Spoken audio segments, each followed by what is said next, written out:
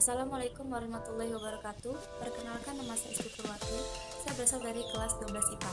Di sini saya akan mempresentasikan resensi novel saya. Novel saya berjudul Sunset in Central Park. Pengarangnya adalah Sarah Morgan. Diterbitkan oleh PT Gramedia Pustaka Utama di Jakarta pada tahun 2017. Tebal halamannya adalah 456 halaman dengan harga Rp 30.000. Tema dari novel saya adalah kisah cinta Frankie dan Matt. Selanjutnya adalah tokoh dan perwatakan. Tokoh utama dari novel ini adalah Frankie Cole.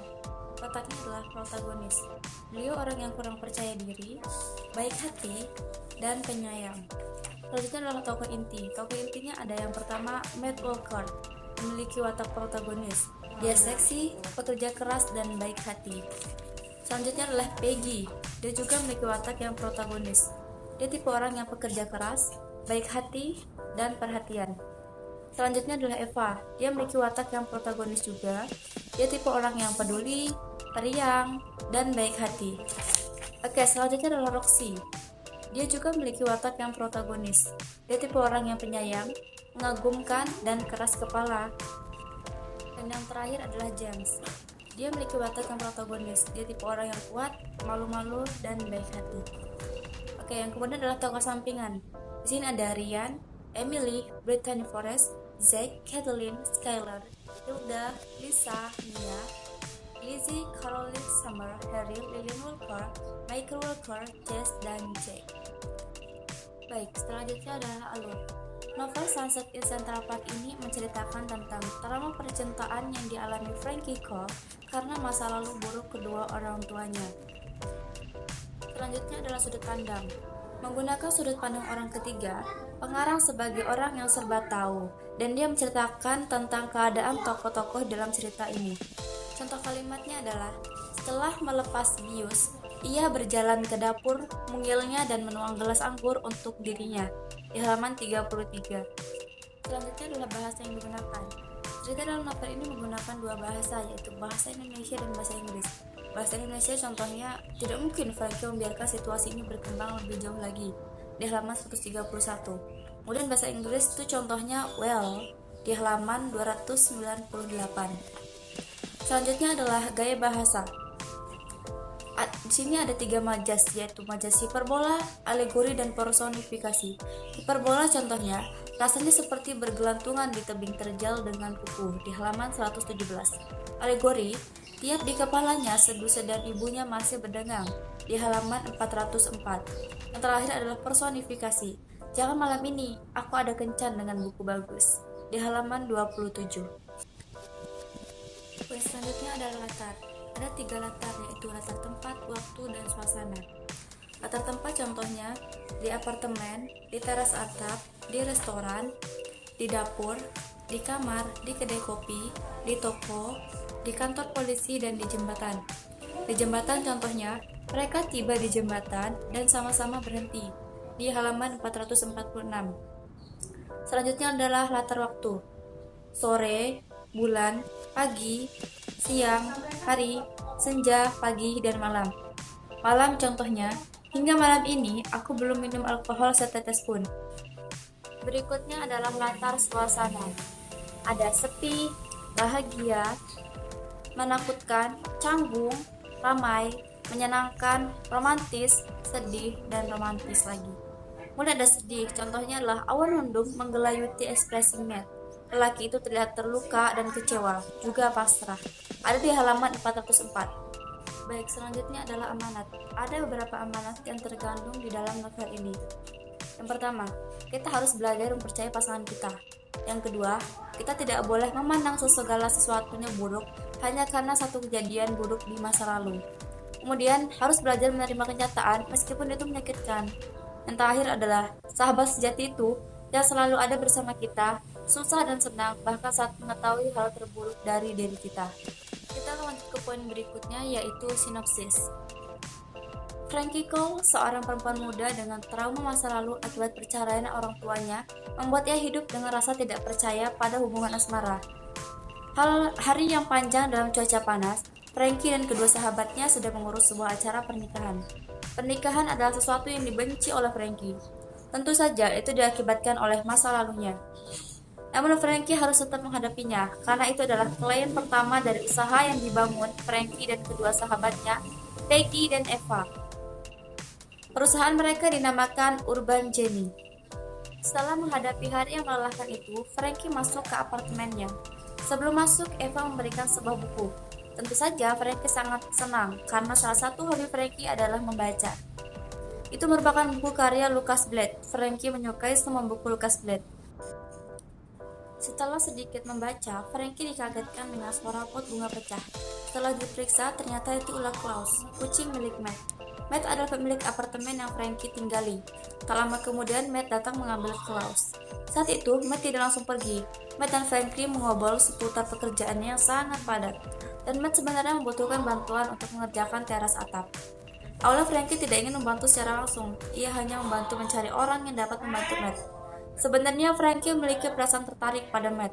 Itu alasan mengapa ia tidak ingin membantu Matt. Ia tidak ingin membenarkan perasaannya pada Matt Walker. Setelah beberapa waktu berpikir dan memberanikan diri, akhirnya Frankie menemui Matt dan mengatakan bahwa ia bersedia membantu Matt. Tentu saja Matt sangat senang karena pada dasarnya Matt memang menginginkan Frankie. Namun akhirnya mereka bekerja sama. Saat siang hari, Frankie tidak bisa menahan keinginannya untuk mencium Matt, karena sedari tadi Matt beberapa kali menatapnya. Awalnya Frankie mencium Matt, namun kecanggungan menyelimuti mereka. Frankie pun pulang ke apartemennya. Keesokannya, Matt mengajak Frankie untuk kencan. Awalnya Frankie menolak, namun setelah Eva memujuknya, akhirnya Frankie pergi dengan Matt. Di sepanjang jalan, Frankie merasa tidak nyaman. Bagaimana tidak, Frankie yang tidak percaya dengan cinta dan bahkan ia tak tahu bagaimana caranya menggoda seorang pria, kini harus berkencan dengan Matt, lelaki seksi dan paling hot yang pernah ia temui dan mungkin sebenarnya ia sukai. Saat itu Matt mengajak Frankie untuk ikut dengannya menghabiskan akhir pekan bersama di sebuah pulau sekaligus menghadiri acara pernikahan kawan Matt. Pulau yang akan didatangi adalah Puffin Island. Tentu saja saat itu Frankie menolak. Puffin Island adalah tempat semua trauma yang dialami Frankie. Ayahnya selingkuh lalu meninggalkan ibunya dan pergi entah kemana. Ibunya sangat sedih hingga berbulan-bulan lamanya hingga akhirnya memutuskan untuk merubah penampilan dan mengencani banyak pria. Itu membuat Frankie sangat malu hingga akhirnya meninggalkan tempat itu untuk kuliah dan sama sekali tak pernah kembali selama hampir 10 tahun. Dan yang paling tak ia sukai adalah menghadiri acara pernikahan. Frankie pun pulang ke apartemennya dan menemui Eva. Lagi-lagi karena Eva, Frankie memutuskan untuk pergi bersama Matt.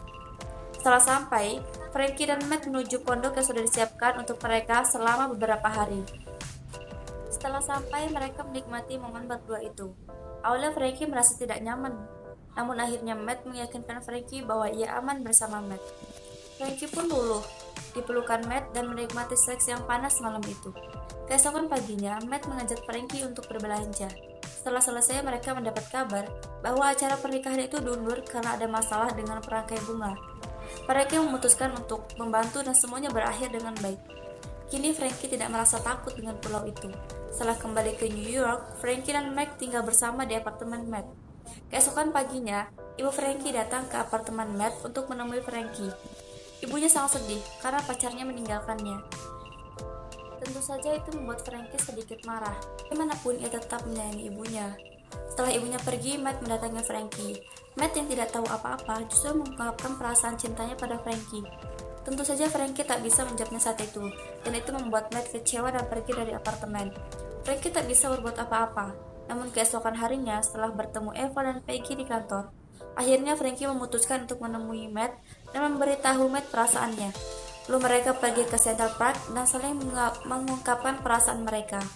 Lalu Matt melamar Frankie dan mengajaknya menikah, dan akhirnya Frankie percaya dengan cinta setelah mengenal Matt. Baik, itulah sinopsis dari novel Sunset in Central Park. Selanjutnya adalah keunggulan buku. Novel Sunset in Central Park ini memiliki beberapa keunggulan, seperti tidak menggunakan istilah asing, memiliki banyak pelajaran bagi pembaca, ceritanya yang sangat menarik, dialog antar tokoh yang menarik, serta setiap kejadian dalam cerita ditulis secara mendetail. Kemudian kekurangan buku. Di samping keunggulan buku, ada beberapa kekurangan yang dimiliki novel ini, seperti bagian monolog yang membosankan, ada beberapa penulisan kata yang salah, ada banyak tokoh yang tidak diceritakan latar belakangnya di dalam cerita ini. Kemudian adalah saran untuk penulis. yaitu menambahkan beberapa dialog humor agar tidak terlalu kaku, kemudian mengurangi sifat ketakutan Frankie yang berlebihan bahkan terkesan lebay, mengurangi monolog yang membuat pembaca menjadi bosan. Kemudian saran untuk pembaca, harus lebih cermat saat membaca agar tidak terjadi kesalahpahaman mengartikan maksud dari cerita. Untuk pembaca di bawah usia 17 tahun harus berada di bawah pengawasan orang tua karena ada beberapa kejadian seks yang diceritakan secara mendetail. Kesimpulannya adalah novel karya Sarah Morgan yang berjudul Sunset in Central Park ini cukup bagus dibaca untuk kalian yang sudah dewasa. Karena cerita dalam novel ini mengisahkan seseorang yang tidak percaya pada cinta selama bertahun-tahun, hingga akhirnya ia bertemu lelaki yang dapat mengubah pandangan buruknya tentang cinta. Dengan adegan yang diceritakan secara mendetail, pembaca akan dapat masuk ke dalam alur cerita. Ada banyak keunggulan dalam novel ini, namun ada juga beberapa kekurangan, tapi secara garis besar, novel ini sangat recommended untuk dibaca. Baik, cukup sekian presentasi resensi novel saya. Kurang lebihnya saya mohon maaf, saya akhiri.